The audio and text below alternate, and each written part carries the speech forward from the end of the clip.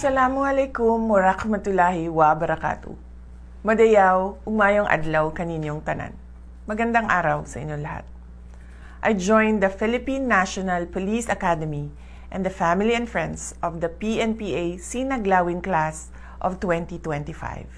Congratulations as you begin a life dedicated to serving the Filipinos and the country. Thank you for joining our brave men and women who, for choosing PNPA, have committed to enforcing laws and ensuring peace and order in our communities. You have chosen a path that is rough, demanding, and may even be extremely perilous.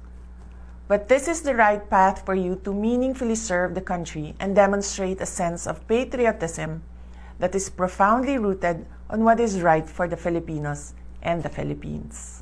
Sa inyong kagitingan at kahandaan na tunay na magsilbi, sana ay lagi ninyong piliin ang tama. Huwag sana ninyong hayaan na mabahiran ang inyong propesyon ng mali. Katulad ng pagkakanulo sa isang Pilipino ng kanyang kapwa Pilipino. Walang kapatawaran ang pagsuko at pagpapakulong sa mga dayuhan ng isang Pilipinong naglingkod ng tapat sa ating bayan.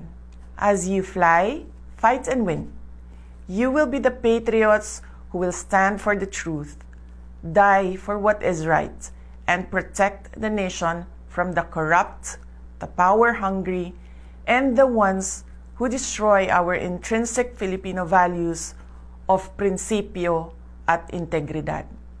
Just like those who completed this course before you, you are presented with a choice to become citizens who will uphold the interests of the Filipinos above all else. May you always be reminded of your courage and the incredible strength, will, and determination that made you the men and women that you are today.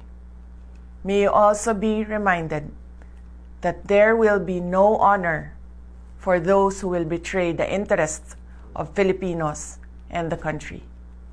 Ang lahat ng ating ginagawa ay para sa Diyos, sa bayan, at sa bawat pamilyang Pilipino. Syukran.